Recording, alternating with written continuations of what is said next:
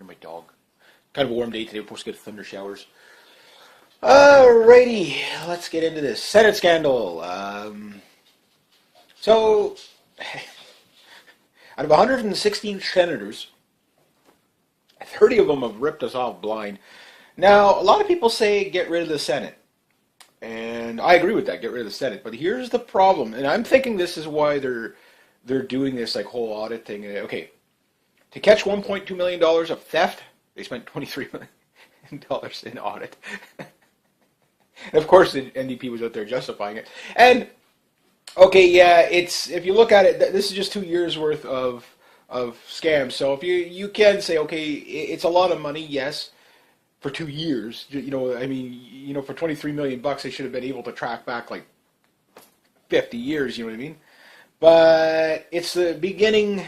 What's it going to save us in the future? So I do see it not so cut and dry as, okay, you spent $23 million to figure out a $1.2 million loss.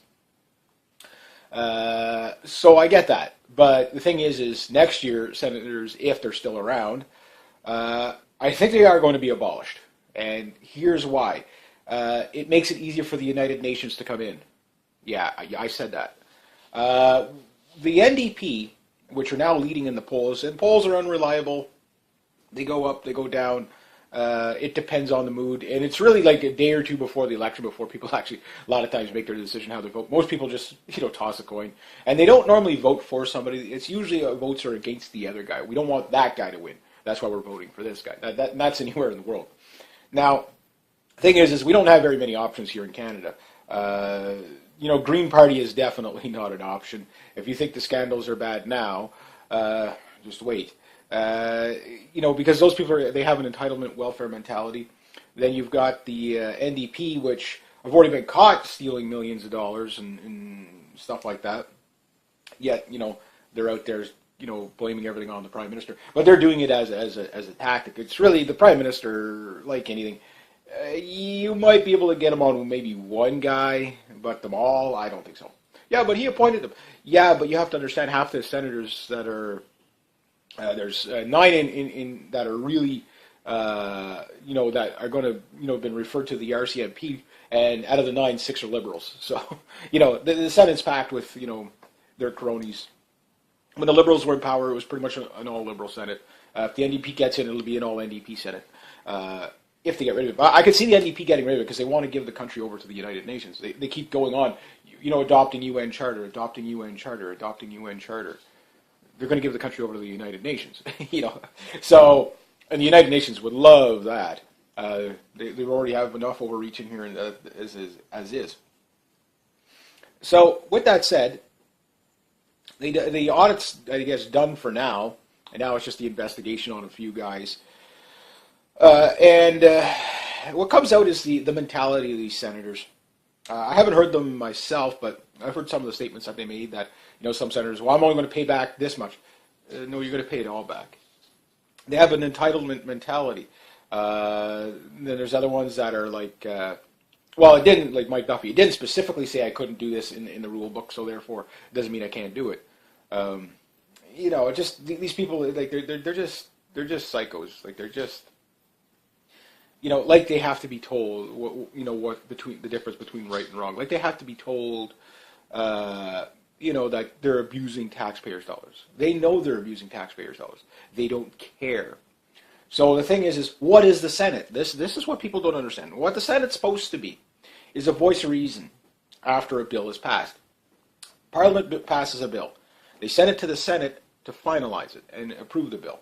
Now, this works as a kind of a watchdog kind of system if the people that are in the Senate were elected, but they're not. They're appointed. That's the problem with almost everything in Canada, from Supreme Court judges and everything. They're appointed people. There's no opposition for the ruling government of the day. And this happens all the time, so Supreme Court Justice, I got lettering. Supreme Court justices, stuff like that, they get appointed, okay? And because they get appointed, you can't, you can't get any opposition. You can't get what you'd call like a fair view of something. It's a streamlined view. And the Senate's the same way. All these senators are appointed. So when the Liberals want to pass a bill, they send it to their senators. And when the conservatives want something passed, it goes in, and all the senators look at it all at once. So the idea behind them is they're supposed to be the last defense system for the public. To say, oh wait, this bill has something unconstitutional in it. That said, I don't think the senators work that hard. They don't work that hard. They don't work that hard at all. They don't go through every bill and say, okay, well, this is the good in it, this is the bad. The odd one might go through some of it, but considering how many bills go through Parliament, you know they don't spend much time on this. Maybe they spend a little bit of time on some bills, but I don't think we're getting value to the money. The other thing is not so much the paying back of money. How come nobody goes to jail? Like, I mean, if you go and you steal a candy bar, you're going to go to jail for like a couple of years. Like, literally, you're going to go to jail for a couple of years. But you rip off thousands and thousands of dollars because you're a distinguished senator, and the fact that some of the senators are out there going, hey, how dare you question our spending? It's like, yeah. That's the kind of arrogance we have in government. And it's not just in the Senate. It's the whole upper echelons of government, not government employees, but government employees to a good degree. If you ever talk to government employees, trust me, they have an entitlement mentality. I'm not picking on all of them, but they get accustomed to it.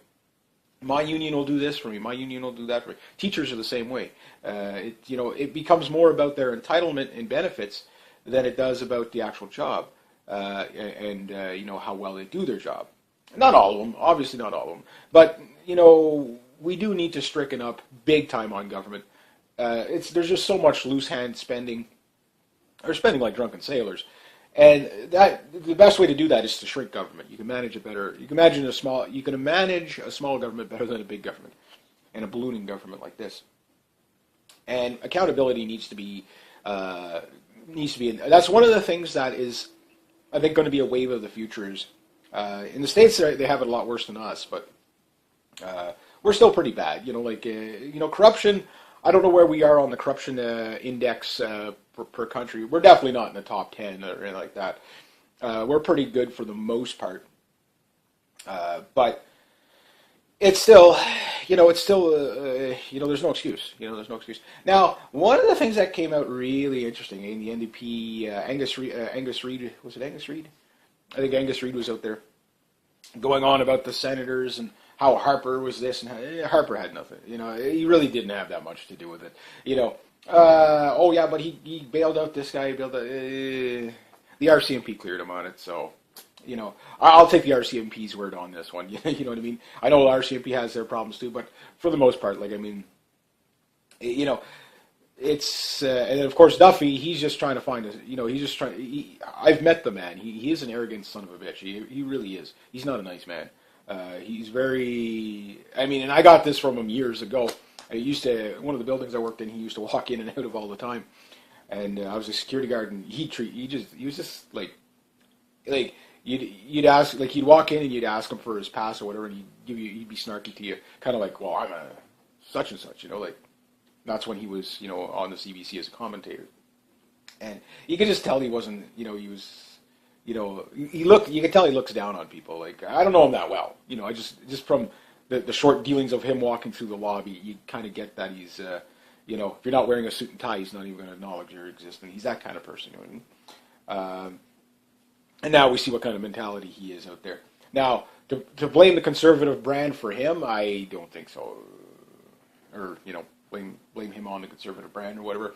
No, I don't think he can really go that far. But well, Angus Reid was out there with the NDP, and they were talking about how this was a great audit and stuff like that, and we're going to beat corruption, we're going to do this, we're going to do that. Well, two reporters asked this, and man, wow, what a stonewall. They're like, okay, so now that the Senate's done, how about the House of Commons? How about the, look at the, after Angus Reid's sitting there saying how the senators were, he was appalled by how entitlement mentality and that they were offended that there was an audit done on them and stuff like that. Well, the entire government should be audited. I forget where I heard it, but they're like, oh, the government's too big to audit. Then fire people. If you can't track it all, get rid of what you can't track. There, simple. There's no such thing as too big to audit. You start, and I say anybody that says that, start with their office. You know what I mean? That's probably why, So anyway, the reporters are out there and they're asking, say, hey, now that this audit's done, How about an audit for the, an audit for the actual people in the House of Commons, including the Prime Minister, all of them. Thomas Mulcair. I'd be very interesting to see an audit of Thomas Mulcair. I can imagine. I can imagine that one would go pretty. I think there'd be nobody electable after an audit of the House of Commons, because you have to understand it's a systemic thing. It's not just the senators that are doing this. This is echelons of government everywhere. All the upper echelons of government, they abuse it. Maybe, fair is fair. There was a lot of senators that, in all fairness, that could have claimed expenses and didn't. There was a lot of them that they ran a tight ship and honest. And in fact, it was like 80 of them were pretty much, I wouldn't say saints, but kept to the rules. And they didn't have to be told what the gray area was. You know what I mean? So, okay, yes, the majority of them were good. But 30 out of, if this is an indicator percentage-wise, out of 116, you had like 30 that were, suspicious, and you've got, like quite a few of them that are way over the mark. It gives you an idea that there's going to be a 30% possibility of corruption rate throughout the entire government. So how many billions of dollars? And today's also National Tax-Free Day, meaning if you're federal tax now, you are no longer working for the government, you're working for yourself, so you get to keep. But think about it, it's June 10th, the making of this video, and you're paying taxes up till June 10th federally. Now, the longest is, I think, out in Newfoundland provincially, and their national tax day is like on the 21st of June. It's May 16th here in Quebec. I forget what it is in Ontario. Most of them will line up with the 10th of May. But the fact that you're paying that much tax, this is why people can't get ahead. It's not because the wages are too low and stuff like that, but it's because taxation is too high. And why is it too high? Well, if we get rid of the wasteful spending, that'll help a bit. Considering that taxes went up by 3%, in the past year, and the cost of the wages have only went up by 2%. So, you do the math. You lose almost 75% of your income to taxes when you really think about it. Everything you buy has a 15% tax on it. Your income is minimum going to, depending on who you are, is going to be about 45%. You're losing a lot of your taxes. Like a lot of people probably don't realize how much taxes that they pay. There's road taxes. There's the only guaranteed in life is death and taxes. And even if you die, you're taxed for dying. You can't even make that up. There's a death tax. Like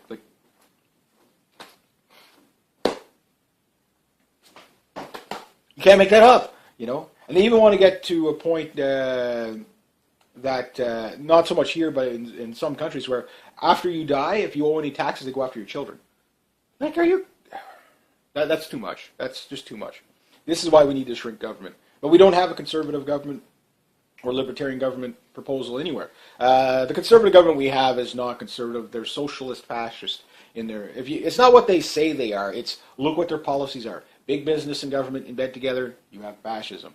The liberals, they're the same. They're just the lefter version of the conservatives. They're the center. The conservatives that we have now and the liberals, they're basically center road. Liberals a little more to the left. They're a little more socialist. They're definitely massively fascist. We look at all the the Martin shipping scandal, all the Chrétien scandals. Big business and state goes in. Mussolini's version of fascism, business and state together. You got fascism, and we're because of the globalistic world we live in. We're pretty much stuck into that. We don't have a conservative government that says, "Hey, we're actually going to shrink the government, not just the areas we don't like, but we're actually going to become fiscally conservative."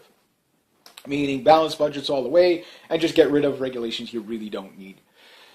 The conservative government we have, they've balanced the budget, and there's still slight job growth until the world economy takes a tank, which it will, because it is, So when that, we're in a good position, so if a recession or something comes in, no problem.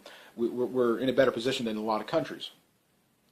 Like, for example, Greece, Spain, Italy, those type of places, they're just in shambles. The United States, when it becomes completely unresolvent on their economy, they got 96 million people out of work. They got a third of their population out of work. They're in a depression. They're just, they're lying about it. They're telling you how well the Fortune 500 companies that get a bailout from the government are doing, but the actual people are not doing well at all. And Here in Canada, we're a lot better off, but we're a lot smaller population. But the thing is we got to wrangle the government spending and get the taxes down for people to actually prosper. And the taxes haven't dropped enough for people to say, hey, yeah, I'm going to go buy my third card just because it's a Wednesday. People aren't doing that anymore. At one time, people were living really good. Now, that said, our living index is better than that of the people in the States. We have slightly better, but we're not top in the world. I think we're like 5th or 10th or something like that. No, we're probably like 5th or 6th. I think like Norway, Sweden, I forget where else was a little bit better than us. Maybe have been Holland or someplace like that. Mind you, those numbers jump around. But the quality of life between Canadians and Norwegians is probably pretty close. Where the big problem here, and this is something that Brian Mulroney was talked about in an interview, was that the politicians can't get away with what they used to. Imagine auditing Brian Mulroney again, just to see what he got away with. NAFTA, so God knows what he got away with. And with Harper, it's going to be the Trans-Pacific Trade Partnership, which it wouldn't matter if it was Harper or Thomas Mulcair. They're all going to sign it. Why? Because it gives power to the UN. We don't have nationalistic prime ministers anymore. They don't care about the country. They care about globalism. Now, one thing Mulroney said was that politicians, there's cameras everywhere. There's everything's trackable, and if it's not trackable, it's suspicious. They can't get away with what they used to, and that's a good thing. That's not a bad thing. Now, that said, I think as an election issue, if Harper wants to win, he has to be. But the thing is how many people will he be throwing under the bus to do this?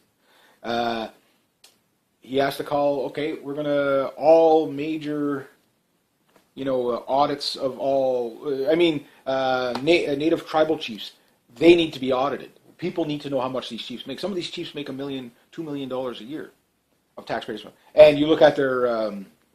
You got these chiefs that are out there making like a couple of $1 million a year, or several, sometimes 200, 300,000, and yet the reserves they're on are just in shambles. There's no running water. Attawapaskat comes to mind, where you had like the whole tribal council was making like ridiculous amounts of money, and they audit them. They're paid too much. And I'm sure you start cutting their wages. Oh boy, yeah, hell to pay. Well, let's see value for the dollar. I'm pretty sure if you got a politician that went in there to clean up the place and actually clean up the place, the public would be on their side. They're not going to feel bad for the government employees that have been, scamming the system. I think here's your budget. Stay within your budget. You can't live within your means. If a senator can't live within their means and they have to scam the public, that's, do you really want those people running the country? Absolutely not. Oh, sorry, I digress. I get back to what I was saying. So anyway, these two reporters are sitting there with the NDP Angus Reid there, and after Angus Reid goes on his, kind of a high horse of, he was right. Yes, the senators were, pretty belligerent about being audited and stuff like that. But then two reporters asked, not once, not twice, but several times, how about the auditing of the House, the House of Commons? And these guys stonewalled. Finally, one of them said, out of the two of them said, well, we would take that under advisement. It's probably a good idea, but not. What's your answer? Should the House of Commons be, okay, I'm being interviewed. Do you think the House of Commons should be audited? Yes, we should take it a step further. In fact, we're going to put that motion ahead again. We're going to table it. We're going to do everybody, and on top of that, we're going to do all government. We're going to go right across the board, audit the whole thing. It would be expensive. We'll try to come up with a plan so we can do so much per year, yada yada. But we're going to start with the big fish first. We really need to be accountable to the people. End quote.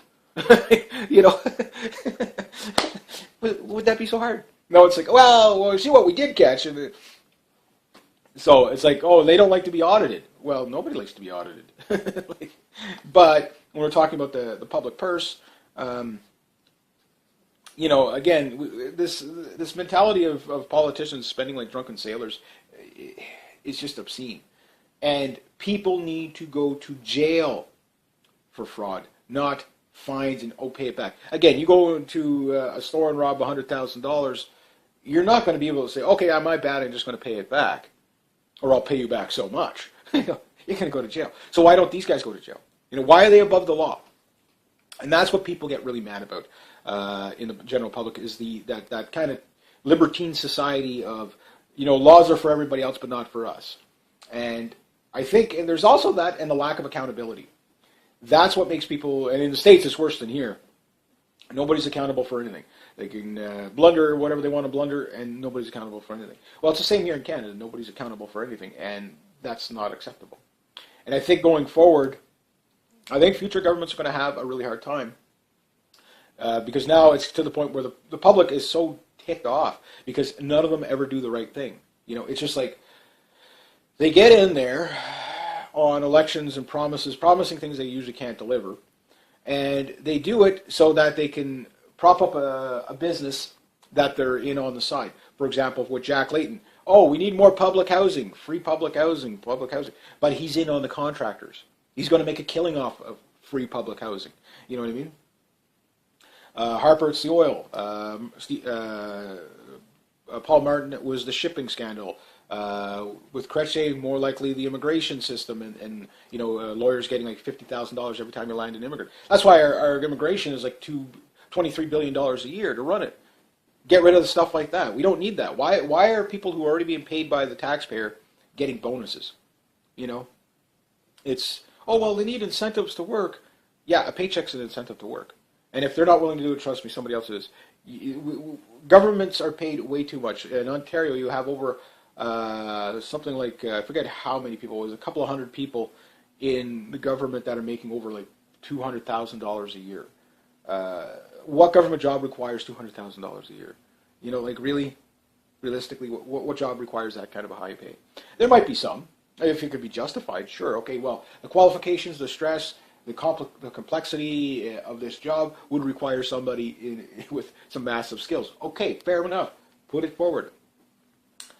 But it has to be something reasonable. I think the public needs to have more control. The problem is government's got so big that the public is kind of blindsided by it and overwhelmed by it that they don't want to deal with. The problem is it's coming out of your pocket. I mean, in your own household, if you notice money was just being spent left, right, and center on things that you didn't need and didn't necessarily want, you'd say something about it. If you notice money that was just gone missing in your household, you would say something about it. So why is it different with government?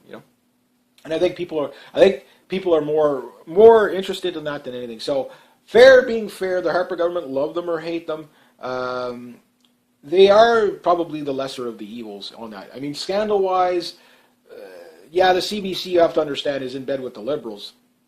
So they're trying to find anything they could possibly find on the Conservatives. But the Conservatives are pretty hard to get. They don't have the big scandals. The Liberals, their scandals are still going on. I mean, it's just scandal after scandal after scandal. So you can't ever vote Liberal again. The NDP, the problem with them is I don't know how much scandals you'll get with the NDP, but they want to give the country to the United Nations. They're socialist communist. That's what they are. They won't come out and admit it, but that's what they are. That's what their policies are, socialist communist. They're more socialist than communist. But in the next election, unfortunately, I fear maybe an NDP minority, but still an NDP government. Usually after 3 terms, there's a regime change, so to speak. Chrétien got 3 years, and on his 3rd year, the scandals were just so heavy, people got rid of him. But again, Chrétien, why is this man walking around free? The Charbonneau Commission here in Quebec, they do there's like a 5-year investigation just to tell us, yes, there's corruption in the government, but nobody went to jail. So what was the point? If you're not going to lock people up for breaking the law, what's the point of investigating them? Well, from a politician point of view, we can use that against the other guys to get elected. Then from that we got Pauline Mauvois, which a year and a half of Bloc Québécois or Parti Québécois, same thing. Parti Québécois, Bloc Québécois. No, they're different parties. They're the same freaking party. The lefter of the left is still the left. And they're both a separatist party. They got 5 flavors of the Bloc Québécois here. So Gilles Doucette is talking about running again. There's another scamming bastard right there who also worked for the CBC. Wrecked this province, and he wants to run it again, join the party again. Will it ever end? That type of thing. So with that said, to get rid of the Senate, the big drawback is that you have to open the Constitution. Now, the Harper government could do this, but opening the Constitution, it's very hard to close it once you open it. and that puts things in limbo. It could be in a limbo for 20 years. Uh, Thing is you'd have to open the Constitution with strict guidelines that nothing else in the Constitution could be opened up. And trust me, Thomas Mulcair would love to open the Constitution. This is probably what he's looking at is the stepping stone in. They won't get rid of the Senate. They probably won't get rid of the Senate. But what they will do is open the Constitution and get rid of a lot of rights. And more importantly, they'll bestow rights to corporations. The United Nations will have, basically legal status in Canada as a governing body. Guaranteed, because that's all. Just listen to the NDP members. Almost every bill they table is backed by the United Nations. That's scary. That's scary. The United Nations, if you're not really aware of the evils that these people do, not everybody in the United Nations, I get that, but the people at the upper echelons, if you think the Senate scandals, yeah. Anyway, so what do we replace the Senate with? Yes, that's right. What do we replace it with? Because it was supposed to be our safety net, our last voice reason. Well, I think we go the way of the Swiss, and we use direct democracy. Let governments pass all the bills they want, but let people have the final say. Let people vote. You have a referendum on any issue. Okay, so they want to pass Bill C-51, or they want to pass this or pass that. People contest it. You can have referendums now, but you would make a more scheduled referendum saying, just for the final seal of approval, maybe once a year or every 6 months or whatever, people can go out and, again, whoever goes out, the people go out, they make the choice. If you don't care and you don't go out, then you can't complain about it. If you go do your civic duty. You say, okay, well, oh yeah, but it's a pain in the ass and expensive to vote every 6 months. Okay. Politicians want to give themselves a raise. People vote yes or no. Trust me, people are going to go out to the vote on that. I mean, think about it. If you could think of a job, name another job where you can go and vote on your own raise, and how much. Doesn't exist, right? So, oversight is needed. Do you really trust the senators, or would you trust the public? I think that the public would be much more fiscally conservative when it came to the public purse. I don't think these people are worth the money we pay for them. None of them. Most government employees are not. The average government employee costs the taxpayer $140,000 a year. Most of it's benefits, stuff like that. They got ridiculous amount of sick leave. It's really not fair to the public. So I think that people need to vote on that, So when the unions come out and say, hey, give us this or we're going to be on strike for 6 months, 8 months, then the public say, do you want this sector, part of the government sector? No, get rid of it. And then they make a new policy to get rid of, bureaucratic red tape. Yes, it will get rid of a lot of government employees, but we don't need that many government employees. That's what's stopping the free markets. It's all this regulation. We need to deregulate. Not to the point where it's dangerous like China or something like that. But deregulate so that people can get on with their lives and lower the taxes so people can live. And we have a taxation problem, not a wage problem. Most people could probably live off of $10 an hour pretty comfortably if they didn't lose half of it in taxes, through purchasing stuff and et cetera, et cetera. So the only way we're ever going to get low taxes, we've got to shrink down government. Best way is start from the top, work your way down, not from the bottom up. So anyway, that's just my rant for the day. If you like this kind of content, please consider making a donation to the channel. Thank you so much to everybody who has. Rate, subscribe, share, comment, like. Be true to yourself, be true to others, and always do the right thing. And have yourselves a great day, eh? G'day, hi, and welcome. You're my dog. Kind of a warm day today. We're supposed to get thunder showers. Alrighty, let's get into this. Senate scandal. So, out of 116 senators, 30 of them have ripped us off blind. Now, a lot of people say get rid of the Senate. And I agree with that, get rid of the Senate. But here's the problem, and I'm thinking this is why they're doing this whole audit thing. Okay, to catch $1.2 million of theft, they spent $23 million in audit. Of course, the NDP was out there justifying it. And, okay, yeah, if you look at it, this is just 2 years worth of scams. So if you can say, okay, it's a lot of money, yes, for 2 years. For $23 million, they should have been able to track back like 50 years, you know what I mean? But it's the beginning. What's it going to save us in the future? So I do see it not so cut and dry as, okay, you spent $23 million to figure out a $1.2 million loss. So I get that. But the thing is next year, senators, if they're still around, I think they are going to be abolished. And here's why. it makes it easier for the United Nations to come in.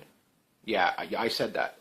Uh, the NDP, which are now leading in the polls, and polls are unreliable. They go up, they go down. It depends on the mood, and it's really like a day or two before the election before people actually a lot of times make their decision how to vote. Most people just toss a coin, and they don't normally vote for somebody. It's usually votes are against the other guy. We don't want that guy to win. That's why we're voting for this guy. That's anywhere in the world. Now, thing is we don't have very many options here in Canada. Green Party is definitely not an option. If you think the scandals are bad now, just wait. Because those people they have an entitlement welfare mentality. Then you've got the NDP, which have already been caught stealing millions of dollars and stuff like that. Yet, they're out there, blaming everything on the Prime Minister. But they're doing it as a tactic. It's really the Prime Minister, like anything. You might be able to get him on maybe one guy, but them all, I don't think so. Yeah, but he appointed them. Yeah, but you have to understand half the senators that are there's 9 in that are really that are going to been referred to the RCMP, and out of the 9, 6 are liberals. So the Senate's packed with their cronies. When the Liberals were in power, it was pretty much an all-Liberal Senate. If the NDP gets it, it'll be an all-NDP Senate. If they get rid of it. I could see the NDP getting rid of it because they want to give the country over to the United Nations. They keep going on, adopting UN Charter, adopting UN Charter, adopting UN Charter. They're going to give the country over to the United Nations, So, and the United Nations would love that. They already have enough overreach in here as is. So, with that said, the audit's, I guess, done for now, and now it's just the investigation on a few guys. What comes out is the mentality of these senators. I haven't heard them myself, but I've heard some of the statements that they made that, some senators, well, I'm only going to pay back this much. No, you're going to pay it all back. They have an entitlement mentality. Then there's other ones that are like, it didn't, like Mike Duffy, it didn't specifically say I couldn't do this in the rule book, so therefore it doesn't mean I can't do it.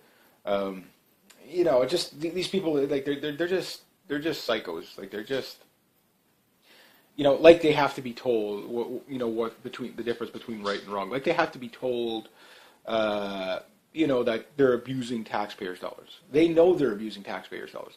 They don't care. So the thing is what is the Senate? This is what people don't understand. What the Senate's supposed to be is a voice of reason after a bill is passed. Parliament passes a bill. They send it to the Senate to finalize it and approve the bill.